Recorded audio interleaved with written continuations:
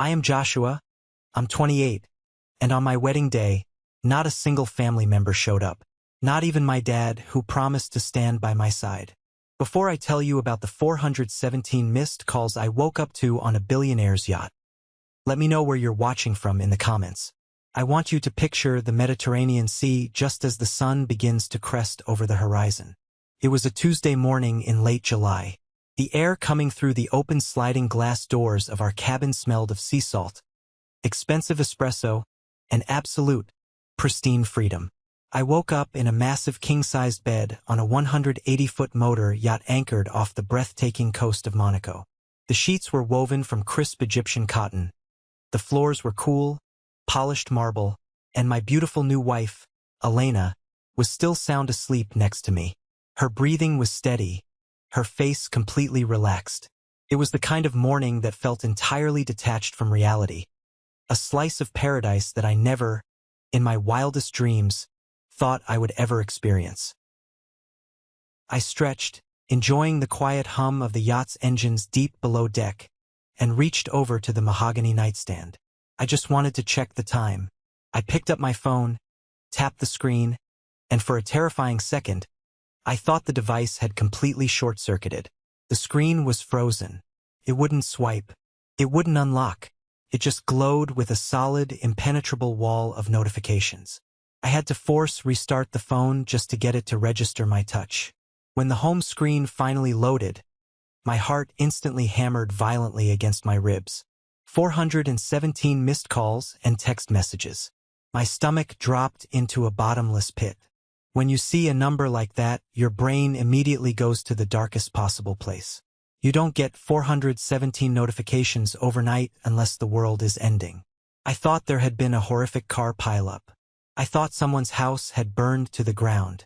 I thought I was about to read about a tragedy so profound it would shatter my life.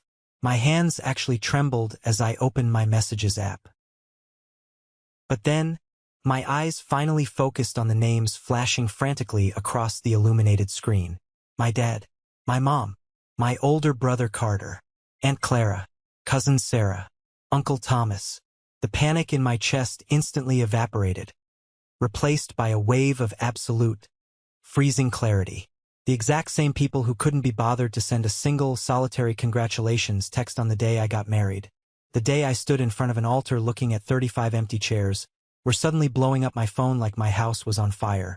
I sat up on the edge of the bed, planting my bare feet on the cold marble floor, and started reading. My dad had left 23 missed calls and 11 sprawling text messages. The first one, sent at 2:14 a.m. his time, read, "Joshua, whose yacht is that?" The second one, sent 10 minutes later, read, "Call me back right now. What is going on?" The third was almost comical in its desperation. "I didn't know you were doing this well. Why didn't you tell us? We are family." My mom had left 18 calls.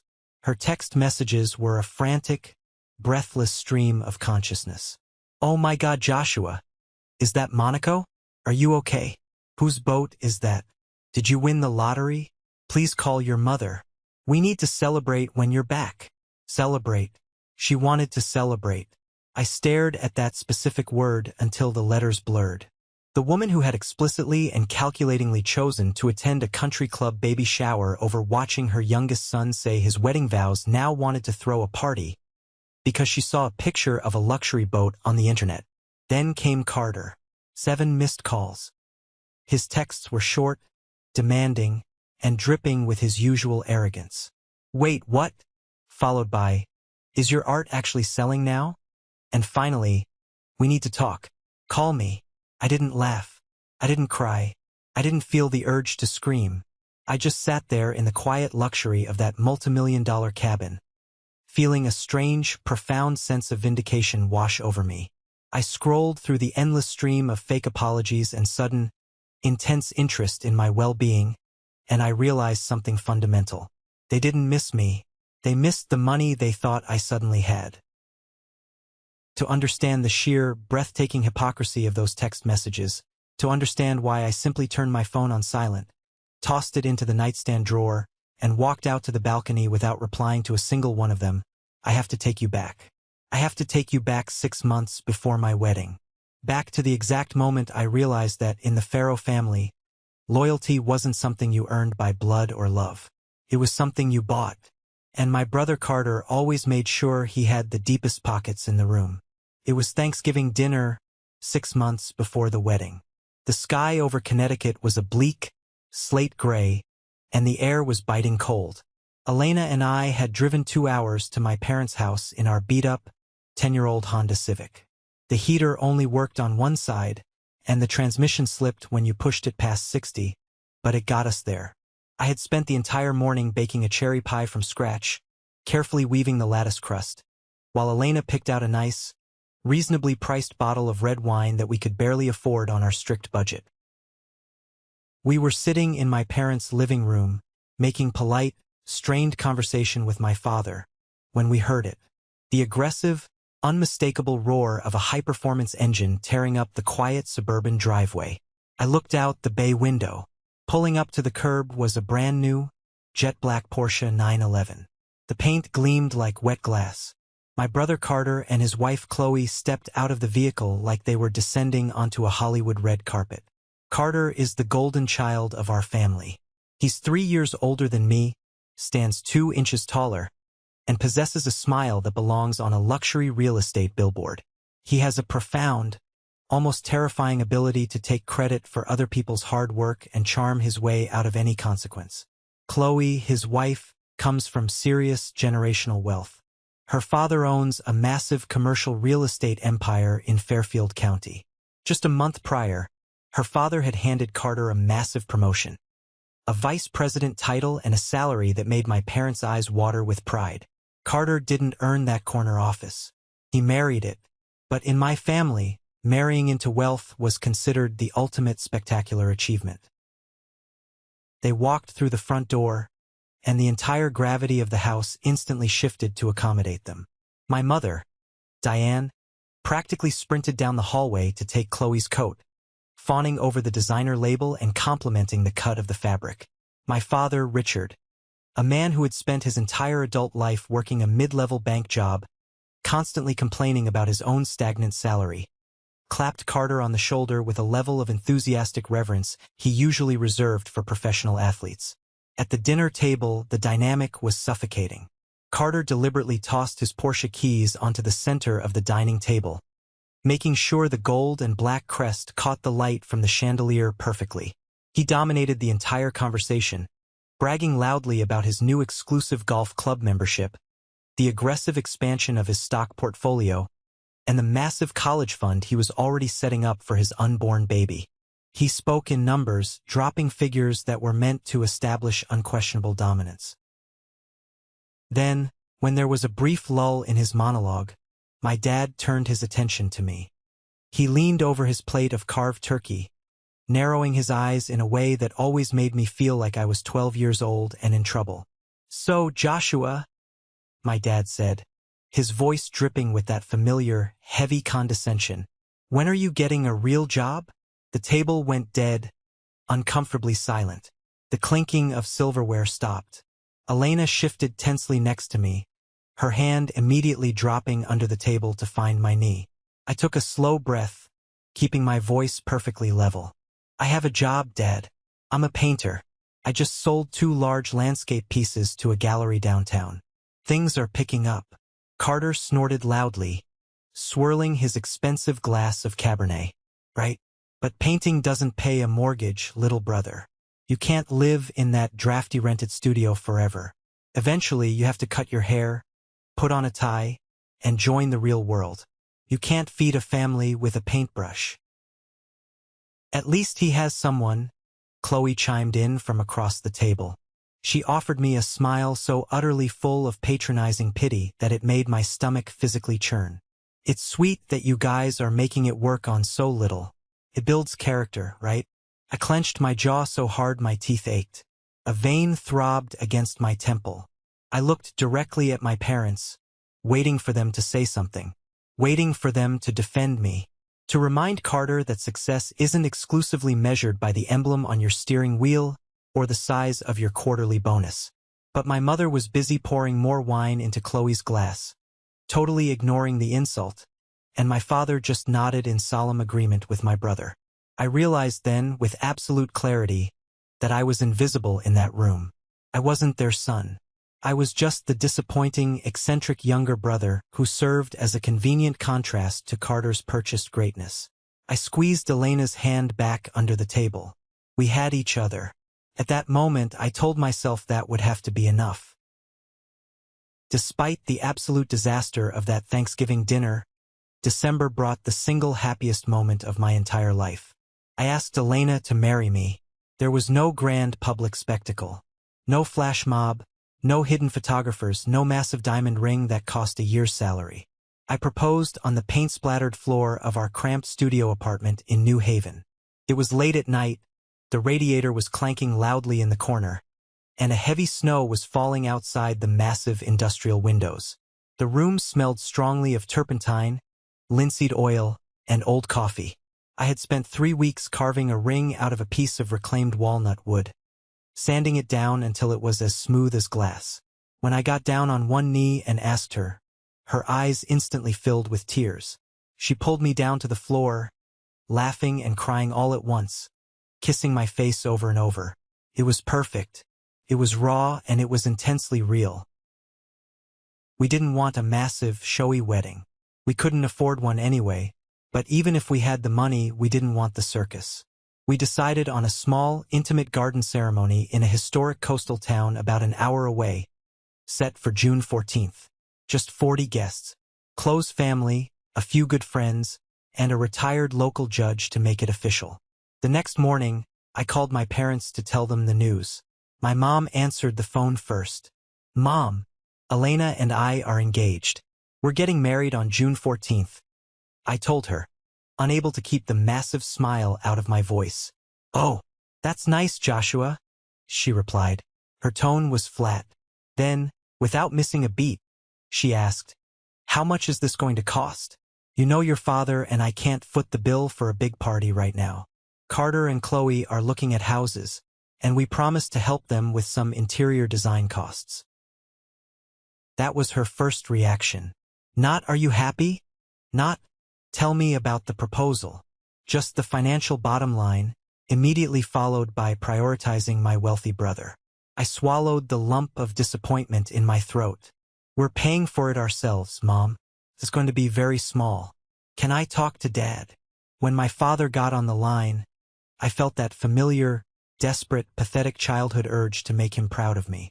"Dad," I said, my voice actually shaking a little bit, "I'm getting married." There was a long pause on the line, the kind of silence that makes you acutely aware of your own heartbeat. Then he cleared his throat. "Well, congratulations, son. I know it's small, Dad. I know it's not a country club blowout. But it would mean everything in the world to me if you stood up there with me. I don't have a huge bridal party. I just want you. I want you to be my best man." I held my breath. For all his flaws, for all the times he overlooked me, for all the times he let Carter belittle me, he was still my dad. I wanted him there. I needed to know that, on the most important day of my life, he would have my back. "Of course, Joshua," he said, and for a fleeting second, his voice sounded genuinely warm, thick with actual emotion. "I wouldn't miss it for the world. I'll be your best man. I promise you, son. I'll be standing right by your side." I hung up the phone feeling like I was walking on air. I ran over to Elena, picked her up, and spun her around the studio. I actually believed him. I let my guard down completely and allowed myself to believe that when it truly mattered, when the chips were finally down, my family would show up for me. I was so incredibly naive. The illusion of my family's support shattered into a million jagged pieces exactly 3 weeks before the wedding. I was standing in the middle of the studio, wearing a pair of paint-stained overalls, aggressively priming a massive canvas with white gesso. My phone rang from the table across the room. I wiped my hands on a rag and picked it up.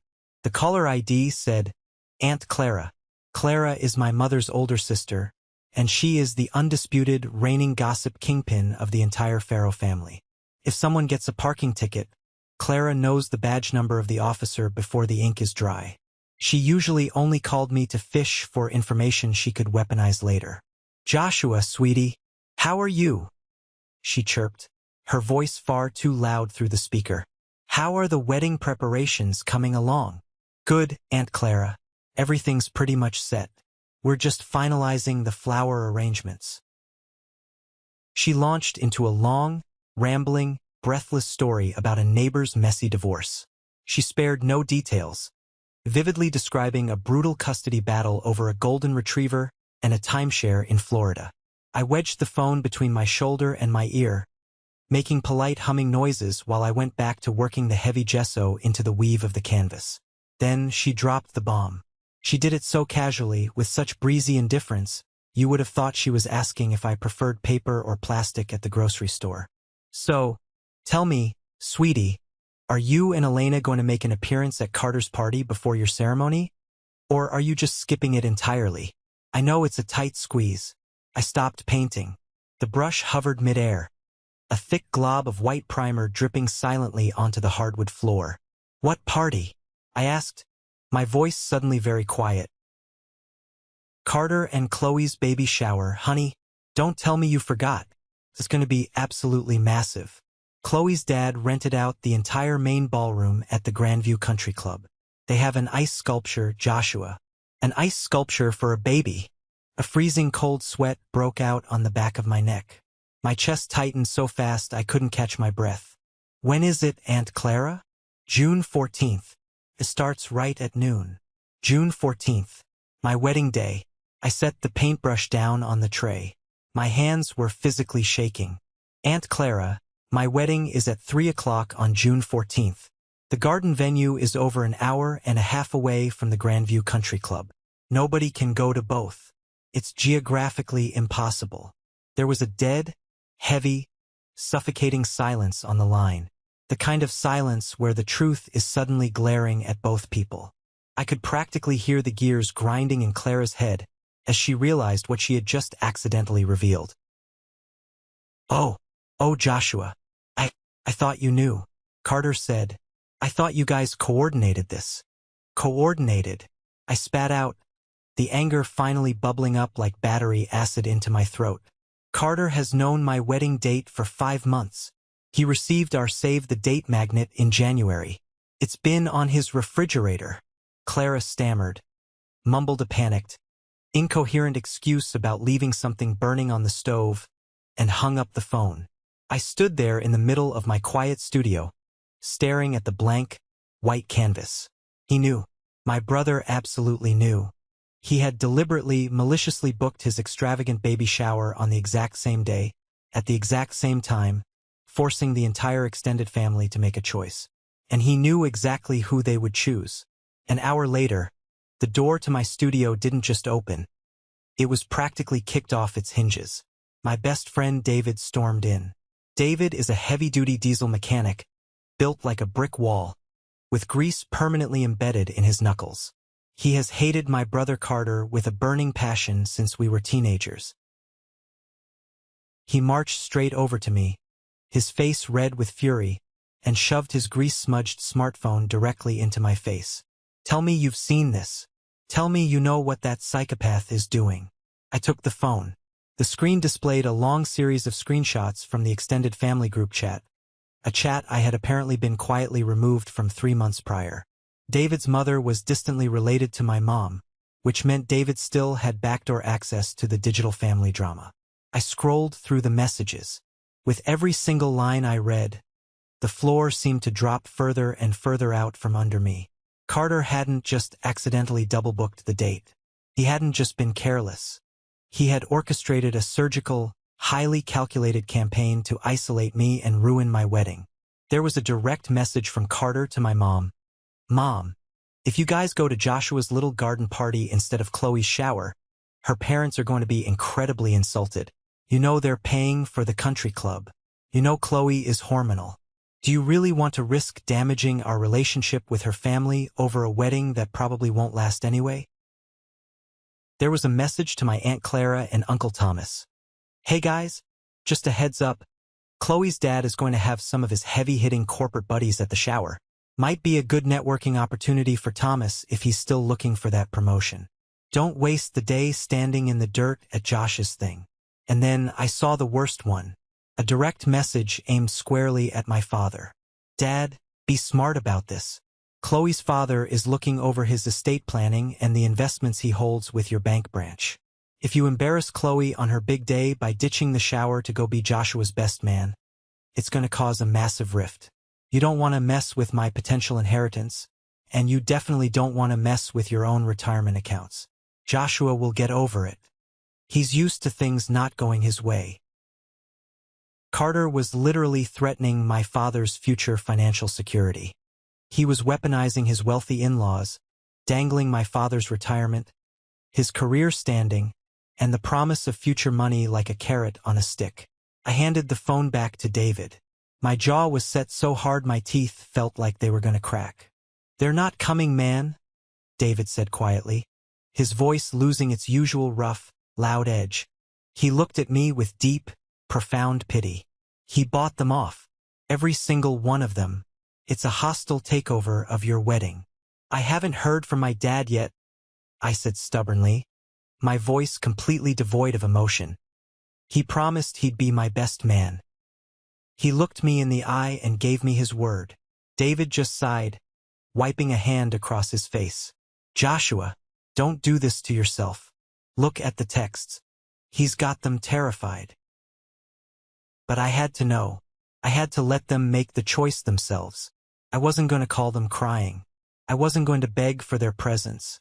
And I wasn't going to yell. I was just going to wait and see who actually valued me as a human being over a plate of free country club appetizers and the vague promise of proximity to wealth. The first official defection came from my own mother. She called me exactly 2 days after my agonizing conversation with Aunt Clara. When I answered, her voice was painfully bright, artificially sweet, and pitched an octave too high. The exact tone she always uses when she knows she's doing something terrible but desperately wants to manipulate you into making it easy for her. "Joshua, honey, how are you doing?" "I'm fine, Mom. What's up?" I asked, staring blankly at the wall of my studio. "Listen," she sighed, a heavy, deeply dramatic sound meant to convey how stressed she was. "We have a bit of a sticky scheduling conflict. It turns out Carter and Chloe's baby shower is on the 14th. Chloe's mother booked the country club, and you know how high-strung she gets. The deposit is non-refundable." "I know, Mom. It's the same day as my wedding. The wedding you've known about for 5 months, right?" "Exactly," she said, her pace quickening, rushing past my point. "And since it's Carter's first baby, it's the first grandchild of the family, Joshua. It's a huge, historic milestone. We really, really need to be there to support them. I was thinking, maybe you and Elena could just postpone your ceremony? Just push it back a few weeks? August is lovely for a garden wedding." I gripped the edge of the paint-splattered kitchen counter. My knuckles turned stark white. "Postpone my wedding? You want me to cancel my wedding, tell my vendors, tell Elena's family to change their flights, so you can go to a baby shower?" "Oh, don't be so dramatic, Joshua," she snapped, her fake sweetness instantly evaporating. "It's just a small garden thing anyway. It's not like you're losing tens of thousands of dollars in luxury venue deposits. Carter and Chloe have a lot of important people coming from her dad's firm. We have to keep up appearances. Important people. That was the magic phrase. That was the terrifying truth spoken aloud. What she really meant was, Chloe's parents pay for our country club access. Chloe's parents let us use their sprawling timeshare in Aspen. Carter pays for the expensive lease on your father's SUV. You, Joshua, give us nothing but handmade wooden gifts and pride. You have no financial leverage. Therefore, you do not matter." "I'm not changing my date, Mom," I said, my voice dropping to an eerily calm, icy register. "I am getting married on the 14th. You can either come to your son's wedding, or you can go eat miniature sandwiches at the golf course to impress a bunch of real estate developers. It's your choice." She gasped, highly offended that I had stripped away her polite excuses. "Joshua, how can you be so incredibly selfish? Your brother needs us. If you don't change the date, we can't come. Then don't come, I said, and I hung up the phone. I didn't yell. I didn't curse. I just pressed the red button and put the device down on the counter. The invisible credit card had swiped, the transaction was approved, and my mother had officially been bought. As the wedding day drew closer, the excuses from the rest of the family rolled in like clockwork. Aunts, uncles, second cousins. One by one, they sent me weak, transparent text messages. A sudden, mysterious stomach bug. An unexpected work emergency that required weekend travel. A pre-planned vacation to Florida they had magically forgotten about until that exact moment. Out of the 30 extended family members I had excitedly invited, 28 had dropped out within 2 weeks. The only ones left on my side of the guest list were my dad, who remained terrifyingly, agonizingly silent, and my cousin Sarah. Sarah and I were close growing up. We were the two outcasts at family reunions, always surviving the agonizing political arguments by hiding in the basement and playing old video games. When I sent the final, desperate head count message to the remaining guests, Sarah texted me back almost immediately. I wouldn't miss it for the world, Josh. I bought a new dress and I'll be there early to help you set up the chairs. Love you. Felt like a massive victory. Felt like a lifeline. At least one person from my bloodline was choosing me. I proudly wrote her name at the top of the final seating chart. But 3 days before the wedding, my phone buzzed. It was a long text from Sarah. Josh, I am so incredibly sorry. My transmission just blew on the highway. My car is totally dead. The mechanic says it's going to cost $3,000 to fix, and I don't have the money for a rental car to get to Mystic. I'm going to have to miss the wedding. I'm literally crying right now sitting on the side of the road. I'm so sorry. Please forgive me. I felt a pang of genuine, deep sympathy. I knew she worked a low-paying retail job. I almost texted her back offering to pay for an Uber, even though Elena and I couldn't really afford a 2-hour ride. But 10 minutes later, David walked into the studio. He didn't say a word. He looked furious. He just opened his laptop, slammed it down on my work table, and pulled up Chloe's public Instagram page. There was a photo posted exactly 5 minutes ago. It was a picture of Chloe, her rich sorority sisters, and my cousin Sarah. They were standing in a high-end designer boutique in downtown Hartford, holding crystal champagne flutes and laughing. The caption read, "Dress shopping for the big shower with the best girls. So glad Sarah could make it. Hashtag baby Whitfield, hashtag spoiled. Sarah's car wasn't broken. She wasn't stranded on the highway crying over a blown transmission. She was sipping expensive champagne on Chloe's dime, happily buying a designer dress for the party that was specifically designed to destroy my wedding. Chloe had likely offered to pay for her outfit to secure her attendance." I stared at the glowing screen of the laptop, a hollow, bitter laugh escaping my chest. It was an absolute masterclass in betrayal. I didn't confront her. I didn't send an angry, explosive text message calling her a liar. I just walked over to my physical guest list tacked to the corkboard, took a thick red Sharpie, and drew a slow, dark, permanent line straight through Sarah's name. June 14th. Wedding morning. I woke up at 6 a.m. The weather was mocking me with its perfection. Through the window, I could see a crisp, clear, brilliant blue sky with a gentle, warm breeze rustling the trees. I should have been a bundle of nerves. I should have been excited, full of adrenaline, pacing the floor trying to remember my vows. Instead, my stomach was tied in thick, agonizing knots. It felt more like the morning of a funeral than a wedding day. I was standing in the bathroom, staring blankly at the mirror as I dragged a razor across my jaw, when my phone vibrated loudly against the porcelain sink. It was exactly 7 a.m. The caller ID simply read, "Dad." I stared at his name for a long time. My dad had ignored all of my text messages for a week. He hadn't confirmed if he was still coming. He hadn't asked what time he needed to be at the venue. I knew exactly what this call was. I could feel the betrayal radiating from the device. But I picked it up anyway, holding onto a microscopic shred of hope. "Joshua," he said. His voice was thin, weak, shaky. It was the undeniable voice of a coward who knows he's doing something utterly unforgivable. Dad. Son, I don't know how to say this. He cleared his throat loudly, stalling, buying time. Your mother is really, really upset. She feels like the family is being torn apart by all this drama. And Carter made a very good point. This is his first baby. It's a big deal for the family legacy. And the country club is so far from your venue. The traffic on I-95 is going to be a nightmare. He trailed off into pathetic silence, waiting for me to give him an out, waiting for me to absolve him, waiting for me to say, "It's okay, Dad. I understand. You have to go. Say it, Dad," I demanded, my voice harder and colder than it had ever been in my entire life. Be a man and say the words out loud. I can't make it to the wedding, Joshua. I'm sorry. I have to go to the shower with your mother.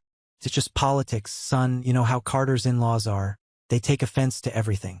I'll make it up to you, I promise. We'll take you and Elena out to a nice steak dinner next week to celebrate. A nice dinner. A piece of meat in exchange for abandoning his youngest son at the altar.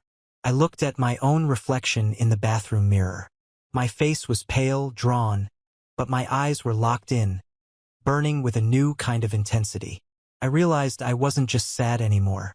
The sadness was entirely gone. It had burned away completely, leaving behind a cold, sharp, diamond-hard clarity. You promised me, I said evenly, not raising my voice a single decibel. You looked me in the eye and you gave me your word you would be my best man. Joshua, please, be reasonable, he pleaded, his voice cracking. It's not a huge, real wedding anyway. It's just a small gathering in a garden. Don't make this harder than it has to be. This is my only wedding day, Dad. There won't be another one. I gripped the edge of the sink.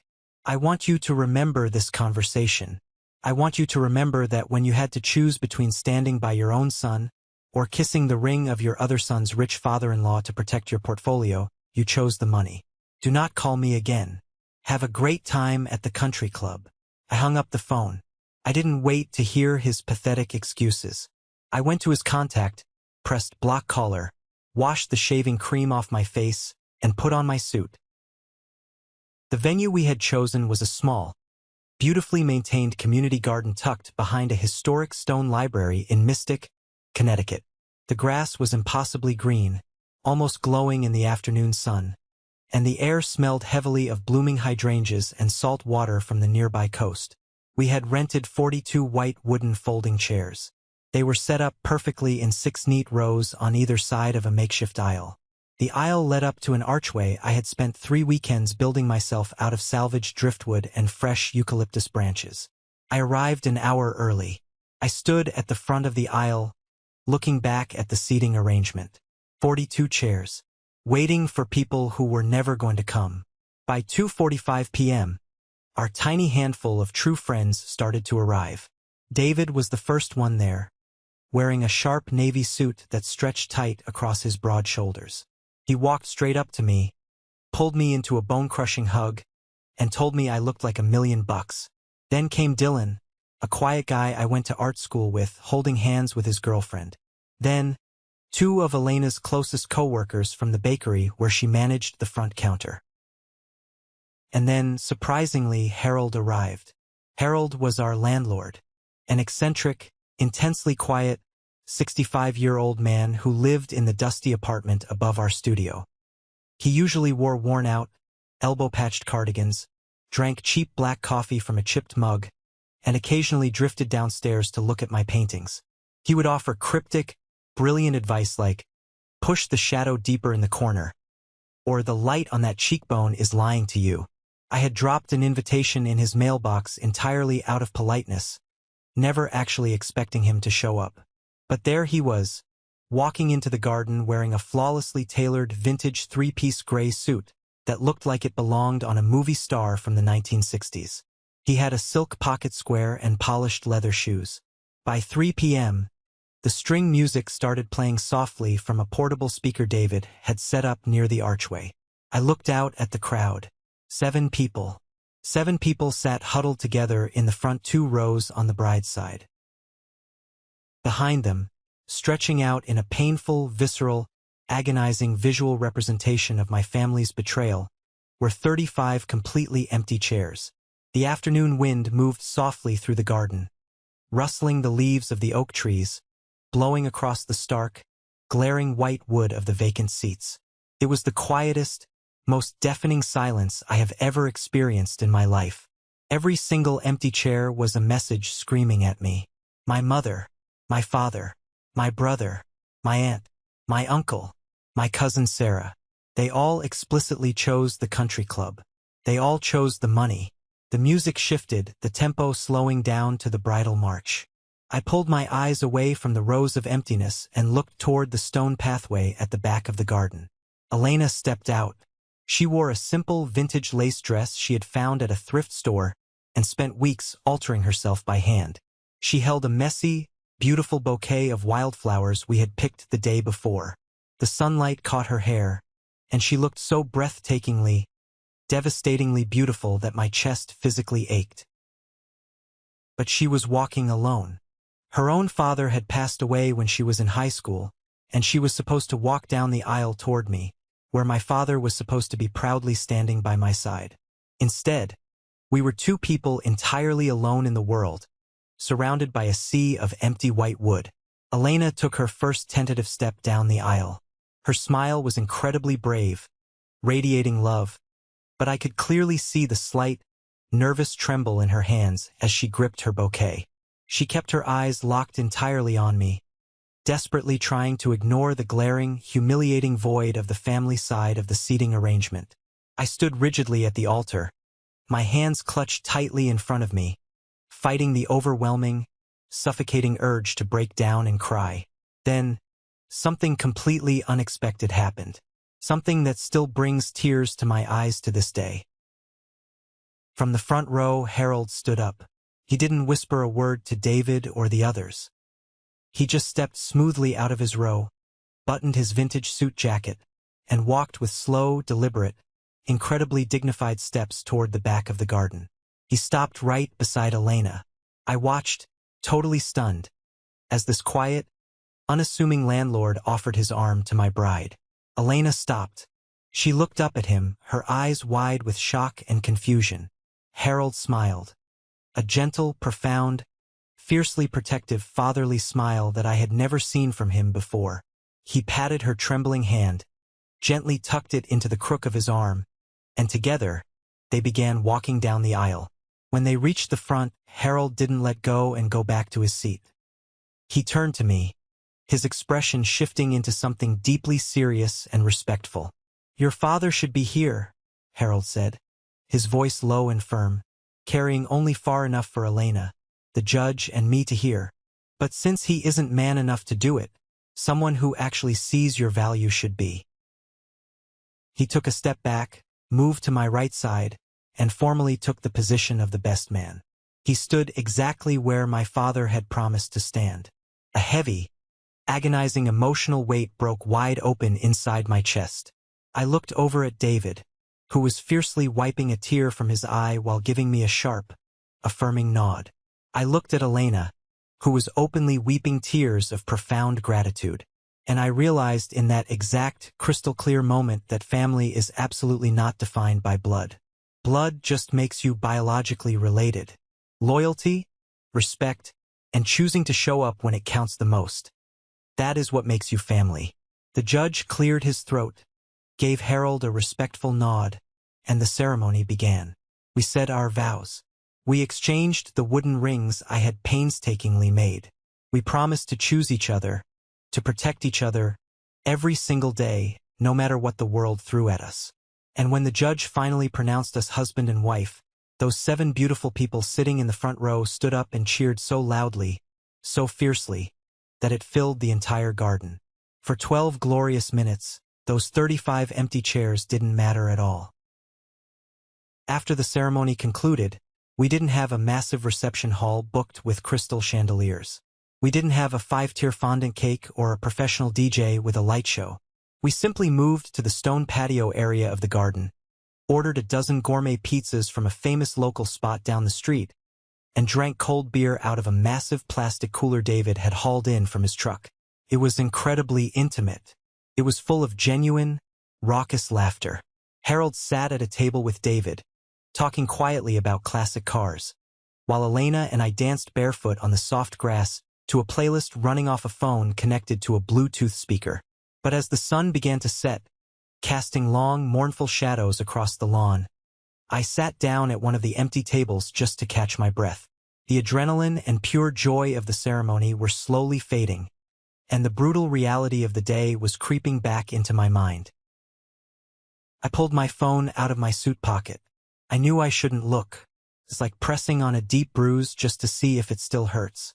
But I opened the Instagram app anyway. The very first thing that popped up on my feed was a post from Chloe.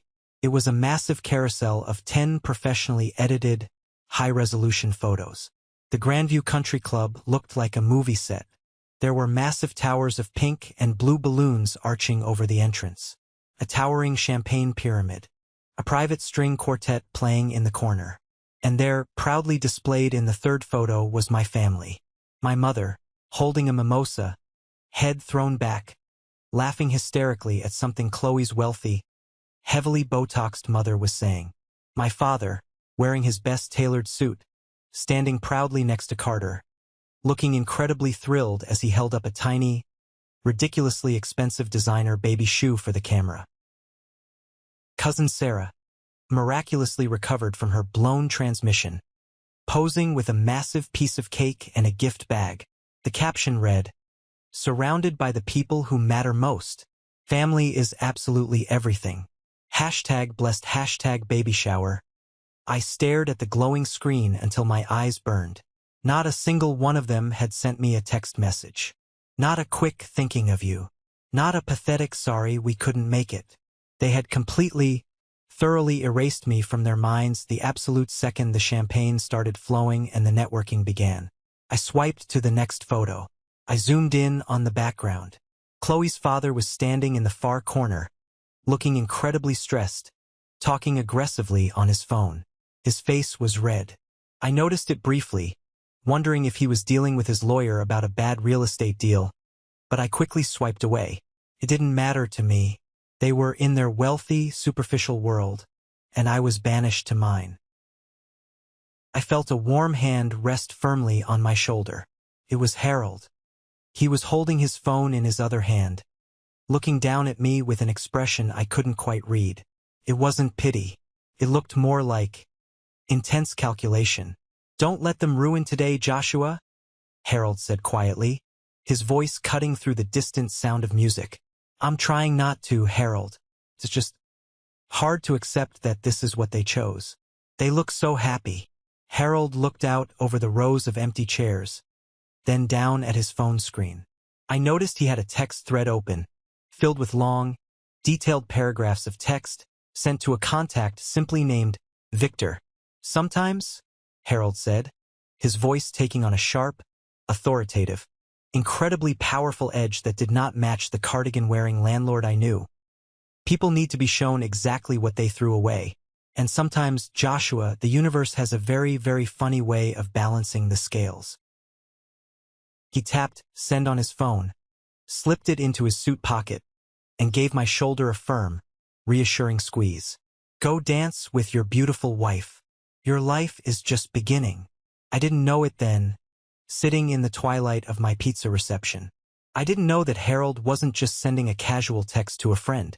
I didn't know that the quiet, unassuming old man who lived upstairs had just set off a massive, unstoppable chain of events that was going to completely obliterate my family's social standing, destroy my brother's inflated ego, and turn my entire world upside down in exactly 14 days. 2 weeks passed. For 14 days, my phone remained completely silent. Not a single member of my family reached out to see how the wedding went or to apologize for their absence. It was as if Elena and I had simply ceased to exist the moment they walked into that country club. We went back to our rented studio, I went back to painting, and Elena went back to the bakery. We survived on the quiet comfort of each other. Then, on a rainy Tuesday afternoon, Harold came downstairs and knocked on our door. He wasn't wearing his vintage suit anymore. He was back in his worn-out cardigan, holding his chipped coffee mug. "Joshua, Elena," he said, his voice unusually formal. "I need you both to come upstairs to my apartment. There is something we need to discuss." I looked at Elena. She shrugged, wiping flour off her apron. We followed Harold up the narrow, creaking wooden staircase to the second floor. I had never been inside Harold's apartment before. When he unlocked the door and pushed it open, I completely stopped in my tracks. It wasn't just an apartment. It was a museum. The walls were lined floor to ceiling with custom bookshelves, packed with heavy art history volumes, auction catalogs, and biographies. But what caught my eye were the framed photographs lining the hallway. There was Harold, 30 years younger, standing next to Andy Warhol. There was Harold shaking hands with Jean-Michel Basquiat. There was Harold, in a sharp tuxedo, cutting the ribbon at a massive gallery opening in Manhattan. "Sit down," Harold said, pointing to a leather sofa in the center of the room. He walked over to a heavy oak desk and picked up a thick, manila envelope. He brought it over and set it on the coffee table right in front of me. "For 22 years, Harold began, taking a slow sip of his black coffee, "I was the senior director of the Brenton Gallery in Chelsea, New York. I represented some of the most successful contemporary artists in the world. I retired a decade ago to this quiet little building because I was tired of the noise. But I never stopped watching the market. And I never stopped looking for raw, genuine talent." I stared at him, my brain struggling to process the information. Our quiet, eccentric landlord who fixed our leaky sink was a titan of the New York art world. "6 months ago, when you started working on that large landscape series, I took a few photographs of your canvases while you were out," Harold confessed, completely unapologetic. "I sent them to an old friend of mine. His name is Victor Ashland." My jaw practically hit the floor. Anyone who has ever picked up a paintbrush knows who Victor Ashland is. He is a billionaire private collector. Having Victor Ashland buy your work doesn't just put money in your pocket. It instantly legitimizes your entire career. It is the ultimate seal of approval. Victor doesn't just like your work, Joshua. He thinks you are the most exciting realist painter he has seen in 20 years. Harold reached down and opened the manila envelope. He pulled out a thick stack of legal documents, bound with a black clip, and slid them across the table. "This is an exclusive representation contract with Caldwell Gallery in Manhattan, backed directly by Victor Ashland's private funding. They want to commission 12 original pieces from you over the next 18 months. I reached out with a trembling hand and turned the first page. My eyes scanned the heavy legal jargon, searching for the bottom line. And then I saw it. Total contract value, $450,000. $450,000. I dropped the paper. I literally could not hold it. Elena let out a sharp gasp, covering her mouth with both hands. That wasn't just a salary. That was life-changing, generational money. It was more money than my father had made in his last 5 years at the bank combined. It was more than the promotion Carter loved to brag about. "Harold, I don't know what to say," I stammered, my vision actually blurring with tears. "Why didn't you tell me?" "Because," Harold said softly, leaning forward, "I wanted to see who you were when you had absolutely nothing. I watched your family strip away your dignity leading up to your wedding. I watched your father break his promise to you over money. I watched you stand at that altar with nothing but your integrity and the woman who loves you. You passed the test, Joshua. Now it's time to collect your reward." The very next morning, my phone rang. It was an unknown international number. When I answered, a deep, incredibly smooth voice spoke on the other end. "Joshua, this is Victor Ashland." I stood up so fast I knocked my chair over. "Mr. Ashland, it is an absolute honor to speak with you." "The honor is mine, son," Victor replied warmly. "Harold has told me everything about you. He also told me about your wedding day.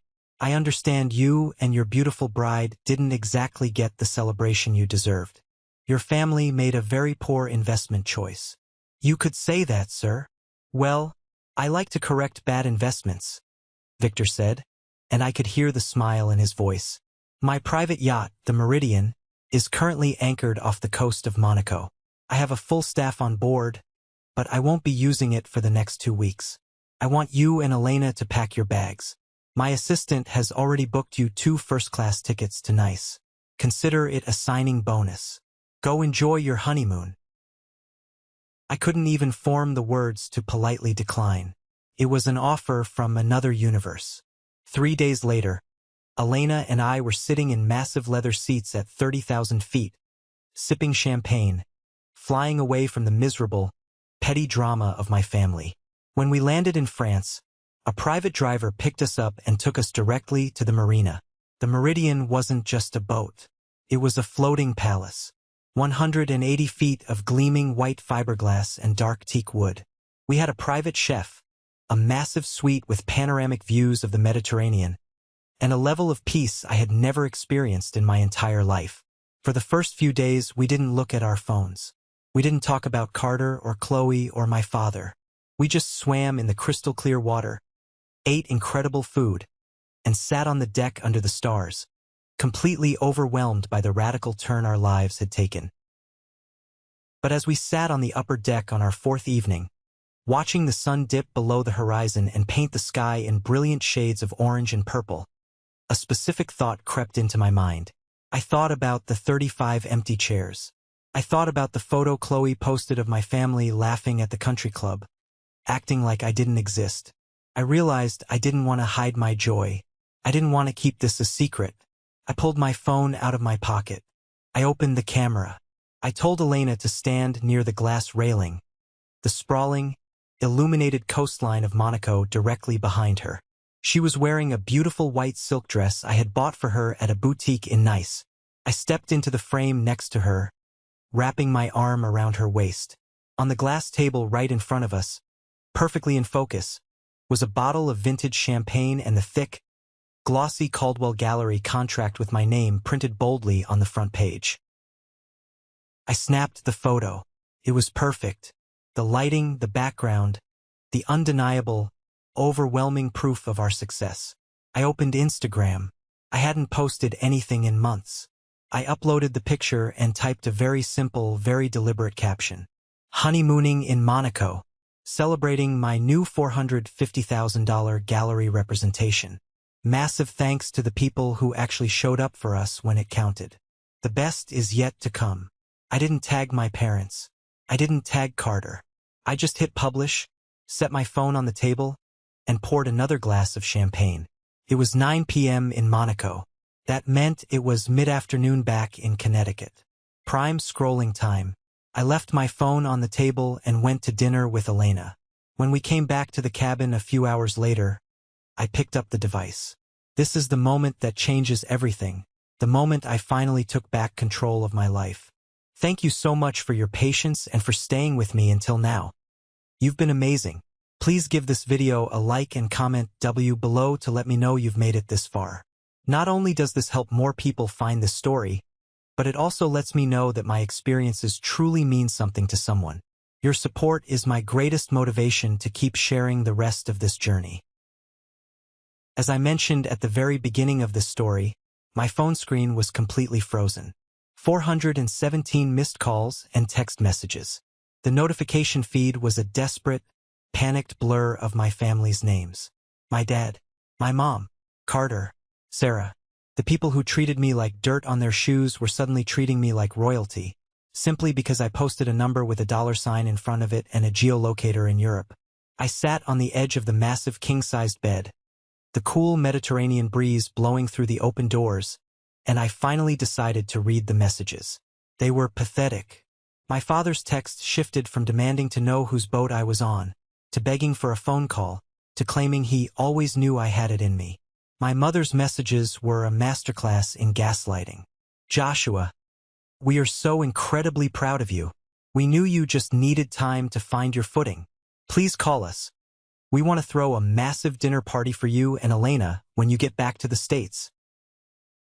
Carter's texts were the most satisfying. The sheer panic in his words was palpable. His entire identity was built on being the richest, most successful person in the room. And suddenly, his little brother, the struggling artist he mocked at Thanksgiving, was sitting on a billionaire's yacht with a massive gallery contract. "Call me back," he demanded. "We need to talk about this gallery thing. Is it legitimate? Don't sign anything without letting my lawyer look at it." I took a deep breath. I didn't reply to them individually. I didn't want a conversation. I wanted to deliver a verdict. I opened the extended family group chat, the same chat David had shown me, the one they used to conspire against my wedding. I realized they must have quickly re-added my number in their panic to reach me. I typed out one single message. I didn't yell. I didn't curse. I just laid out the cold, undeniable facts. "I see you all saw my post. Yes, the contract is real. Yes, we are in Monaco on a private yacht. I find it absolutely fascinating that my phone has been dead silent for the last 16 days. But the second you see a luxury boat and a six-figure contract, I suddenly have a family again. Dad, you broke your promise to be my best man so you could protect your investments with Chloe's father. Mom, you told me to cancel my wedding for a baby shower. Carter, you threatened the entire family to boycott the best day of my life just to feed your own ego. You all made your choice on June 14th. You chose money over me. So please respect my choice now. Do not call me. Do not text me. Do not pretend you are proud of me. You are not my family anymore. Enjoy the country club." I hit send. I watched the little delivered indicator pop up under the text block. Then I went to the settings, removed myself from the group chat, and blocked every single one of their numbers. The silence that followed was the most peaceful, liberating feeling I have ever experienced. I had finally cut the anchor and I was free. When we returned to New York, the real work began. I had 18 months to deliver 12 massive paintings for my solo exhibition at Caldwell Gallery. I poured every ounce of my soul, my pain, and my newfound freedom into those canvases. I called the exhibition The Seventh Chair. The opening night was in early November. Caldwell Gallery is located in the heart of Chelsea, and when Elena and I pulled up in a town car provided by the gallery, there was a line out the door. Collectors, art critics, and wealthy buyers were crammed into the space, holding expensive wine, staring at my work. But there was one painting that commanded the entire room. It was the centerpiece of the exhibition, hanging on a massive white wall entirely by itself. I titled it simply, June 14th. It was a hyper-realistic, massive oil painting of the garden venue in Mystic. The lighting was beautiful, bathed in golden afternoon sun. But the focus of the piece was the seating. I painted the 42 white folding chairs. In the front row, I painted the backs of 7 people. Elena, David, Harold, and our friends. And stretching out behind them were 35 perfectly rendered, devastatingly empty white chairs. I painted every shadow, every blade of grass beneath them. You could practically feel the cold wind blowing through the vacant space. It was a monument to my family's betrayal, immortalized on canvas for the entire world to see. A prominent art critic from the New York Times stood in front of the painting for 20 minutes. The next morning, the Sunday edition of the Times ran a massive feature on the exhibition. The headline read, "The Deafening Silence of Empty Chairs. Joshua Delaney's Masterpiece of Familial Betrayal." The article detailed the exact story behind the painting. It talked about the brothers' baby shower at a country club. It talked about the father who refused to be the best man. It didn't use their full names, but in the affluent circles of Connecticut where my family desperately tried to fit in, everyone knew exactly who the article was about. Aunt Clara, before I completely cut her off, had frantically emailed David, complaining that Carter and Chloe were being laughed out of their country club. People were whispering behind their backs. The golden boy had been exposed as a petty, jealous tyrant, and my parents were revealed as shallow social climbers who abandoned their own son. The painting sold that night to a private collector in London for $120,000. They say karma is a mirror, but I think it's more like a wrecking ball. It takes its time swinging back, but when it hits, it destroys the entire foundation. About 4 months after the gallery opening, the Connecticut real estate market took a brutal, unexpected downturn. I heard the news from David, who still kept an ear to the ground in our hometown. Chloe's father's commercial real estate firm, the massive empire that funded my family's arrogance, was heavily overleveraged. He had bet millions on 3 massive strip mall developments that completely stalled due to zoning issues and dried up funding. In late February, the firm officially filed for Chapter 11 bankruptcy. The fallout was instant and catastrophic. Carter, whose high-paying vice president job was entirely dependent on his father-in-law's company, was laid off immediately. The massive salary was gone. The corporate credit cards were shut down. 2 weeks later, David sent me a photo he took while driving past Carter's sprawling house. The driveway was empty. The jet-black Porsche 911 had been repossessed. The financial collapse didn't just hit Carter. It sent a shockwave directly into my parents' living room. Carter had been paying the expensive lease on my dad's SUV. Chloe had been letting my mom use her supplementary credit card for expensive salon trips and dinners out. The anticipated inheritance, the entire reason my father abandoned me at the altar, had vanished into thin air, swallowed by corporate lawyers and bankruptcy courts. The people who worshipped money suddenly found themselves entirely broke. I was standing in my new studio, washing brushes in the sink, when I heard my phone ring. It was a local Connecticut number I didn't recognize. I answered it cautiously. "Hello, Joshua. Please don't hang up." It was my dad. His voice wasn't just weak this time. It was completely broken. It sounded like he had aged 20 years in 6 months. He must have borrowed a friend's phone to bypass my block. "What do you want, Dad?" I asked, my voice flat, devoid of any anger or warmth. "Son, things are really bad here," he said, his breath hitching. "Carter lost his job. Chloe's dad lost everything. They're talking about foreclosing on Carter's house.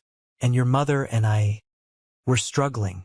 I took a pay cut at the bank, and without Carter helping us out with the car payments, we might lose our house too."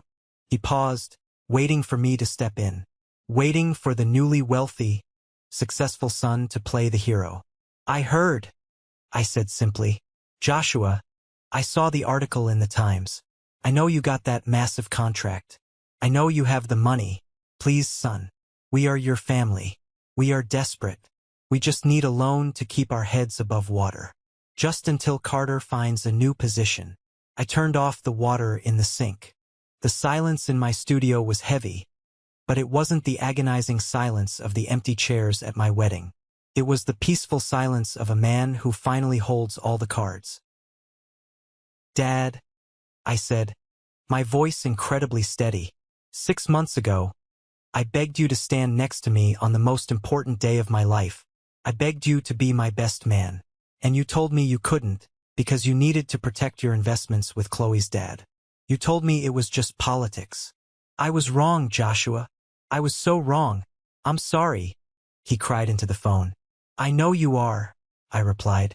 "But I'm going to tell you the exact same thing you told me that morning.